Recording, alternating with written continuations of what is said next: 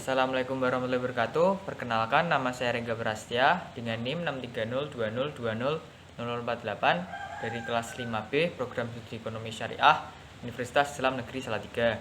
Pada kesempatan kali ini saya akan mempresentasikan bisnis plan saya, yaitu usaha kue churros dengan nama Churros Lucius. Nah, video ini bertujuan untuk memenuhi ujian akhir semester ganjil mata kuliah kewirausahaan. Langsung saja kita masuk kepada tema atau judul usaha. Nah, tema bisnis plan ini adalah camilan ringan yang lezat dan terjangkau. Nah, bisnis yang saya rencanakan adalah bisnis yang bergerak pada bidang kuliner. Inti dari bahan baku churros sendiri mirip dengan adonan kulit sus, yaitu tepung terigu dan mentega. Nah, produk ini ditawarkan dalam bentuk makanan ringan yang populer di masyarakat, yaitu kue churros. Nah, produk ini memberikan keuntungan bagi saya karena bisnis kue churros ini terbilang tinggi peminatnya, sedangkan jumlah pelaku bisnisnya tergolong kecil. Hal inilah yang menjadikan bisnis ini terbilang menjanjikan dan cemerlang. Nah, selanjutnya nama usaha ini adalah Churros Lucius. Nah, churros adalah makanan kudapan khas warga Spanyol yang biasanya dijajakan oleh penjual kaki lima di sana. Kudapan churros tersebut di negara asalnya sangat terkenal dari zaman dulu. Makanan yang di negara asalnya dijual dengan gerobak dan penjualnya biasanya sudah berumur 40-5 tahunan. Makanan ini sangat digemari dan menjadi makanan kudapan yang sering dicari oleh para mahasiswa yang sangat sibuk dalam kegiatannya dan menjadi pengganjal perut sebelum waktu makan siang tiba. Lucio sendiri merupakan bahasa dari Italia yang berarti lezat. Oleh karena itu, nama perusahaan ini jika digabung dapat diartikan kue churros yang lezat. Nah, selanjutnya slogan perusahaan. Slogan perusahaan ini sendiri yaitu Simply the Best Churros, atau dalam bahasa Indonesia berarti hanya churros terbaik. Nah, harapannya dengan memberikan slogan elegan dan menarik dapat menarik perhatian konsumen. Simply the Best Churros dimaknai bahwa perusahaan hanya menyajikan churros terbaik saja kepada konsumen, sehingga konsumen dapat merasakan pengalaman yang terbaik saat mencoba produk kue churros ini. Lalu selanjutnya logo perusahaan. Logo perusahaan sendiri berasal dari bentuk produk ini, yaitu kue churros, dan digabung dengan nama perusahaan sendiri, yaitu Churros Lucius. Nah, pemilihan desain logo dan nama perusahaan yang elegan dan simpel bertujuan agar dapat mudah diingat oleh konsumen. Nah, jenis usaha pada bisnis Churros Lucius ini bergerak pada bidang food and beverage atau kuliner. Kue churros yang berbahan baku utama tepung terigu yang semula masih mentah diubah menjadi produk, yaitu kue churros yang memiliki peluang usaha tinggi. Bisnis ini memiliki peluang usaha yang tinggi dikarenakan minimnya jumlah produsen produk ini, sedangkan tingkat peminatnya cukup tinggi, sehingga menjadikan bisnis ini menjanjikan dan laba yang didapat juga maksimal. Target sasaran pasar. Target sasaran pasarnya adalah masyarakat yang sibuk atas kegiatan sehari-harinya, yang seringkali tidak mempunyai waktu untuk menyempatkan untuk hanya sekedar sarapan maupun makan siang di sela-sela kesibukannya di wilayah Kota Salatiga. Masalah tersebut sering sekali dialami oleh pekerja kantoran dan juga terutama para mahasiswa dan pelajar. Hal tersebut memberikan suatu ide bisnis yang bergerak di bidang kuliner, karena bisnis di bidang kuliner merupakan bidang yang sangat fleksibel. Nah, selanjutnya kita masuk pada bisnis deskripsi. Nah, latar belakang usaha ini, masyarakat dunia yang hidup pada zaman sekarang tidak terlepas dari adanya globalisasi. Globalisasi merupakan suatu proses berkembangnya era baru dalam hal kebudayaan masyarakat yang baru. Globalisasi memperbanyak dampak terutama untuk Indonesia. Salah satu dampak dari globalisasi bagi Indonesia adalah masuknya berbagai macam kebudayaan asing ke Indonesia.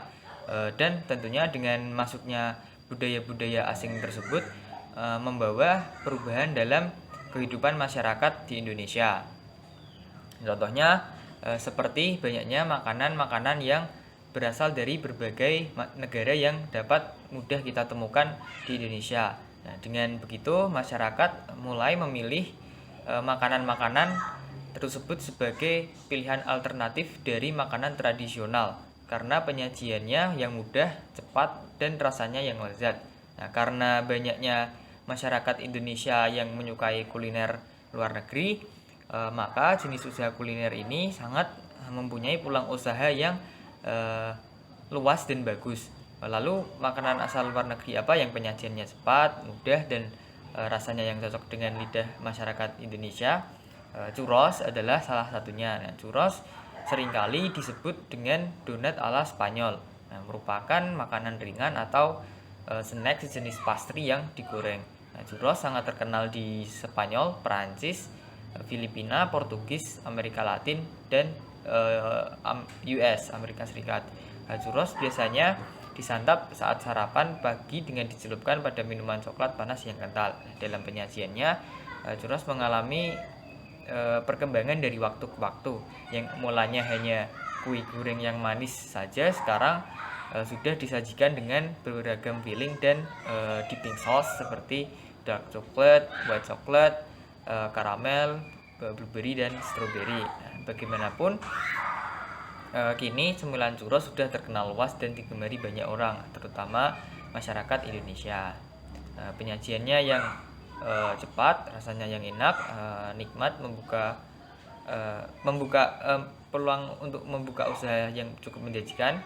Usaha kue churros dapat dijalankan secara sederhana serta sasaran konsumennya pun luas.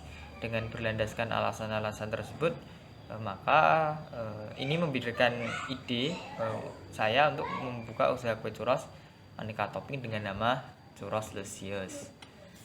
Selanjutnya analisis SWOT. Yang pertama ada kekuatan atau strength. Usaha ini memiliki harga jual yang terjangkau untuk berbagai kalangan. Selanjutnya bahan baku mudah dan modal terjangkau. Selain itu peluang usaha tinggi karena minim pesaing. Rasanya produk yang lezat memberikan pengalaman berbeda kepada konsumen. Yang kedua ada analisis kelemahan atau weakness. Pertama ada kurangnya pengalaman pemilik dalam menjalankan suatu bisnis sehingga membutuhkan waktu trial and error dalam membangun dan mengembangkan bisnis. Ketiga ada analisis peluang atau opportunities. Yang pertama adanya peminatan yang tinggi dari kalangan mahasiswa maupun pelajar yang merupakan target pasar. Kedua, proses produksi yang mudah dan tidak memakan modal yang banyak. Selain itu, minimnya jumlah produsen sehingga memperkecil persaingan antara sesama produsen. Yang keempat ada analisis ancaman atau threat. Yang pertama ada masuknya pesaing baru dengan produk yang sama dengan varian baru. Selain itu, kejenuhan konsumen terhadap produk. Selanjutnya visi dan misi perusahaan ini ya. Jadi dalam menjalankan usaha ini ada visi misi, yaitu yang pertama visi memperkenalkan salah satu jajanan khas Spanyol yaitu churros yang sudah dimodifikasi dengan berbagai inovasi dan tentunya sudah disesuaikan dengan selera masyarakat di sini.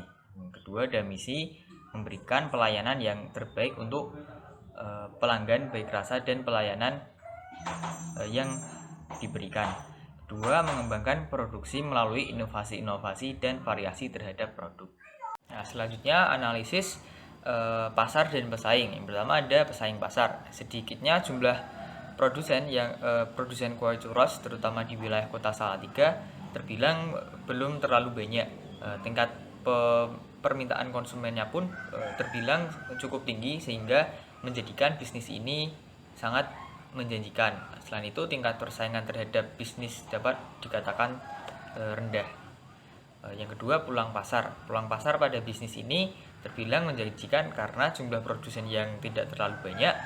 Selain itu, selain jumlah produsen yang tidak terlalu banyak, tingkat permintaan terhadap produk ini pun terbilang cukup tinggi. Selanjutnya masuk ke operation flow. Pertama ada jenis produk. Churros Licious. Churros adalah makanan kudapan khas warga Spanyol yang biasanya dijajakan oleh penjual kaki lima di sana. Kudapan churros tersebut di negara asalnya sangat terkenal dari zaman dulu. Makanan yang dijual di negara asalnya tersebut biasanya dijual dengan gerobak dan penjual sudah berumur 40-50 tahunan.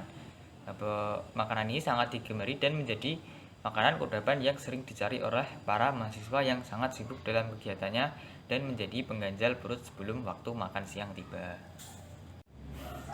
Selanjutnya masuk ke proses produksi. Churros sendiri memiliki bahan-bahan seperti tepung terigu, mentega, minyak goreng, air, gula pasir, garam, dan telur. Selain itu, selain bahan-bahan utama tadi, terdapat bahan-bahan topping seperti kayu manis bubuk, dark coklat, coffee powder, whipped cream, maple syrup, ginger powder, cinnamon syrup, maupun keju mozzarella.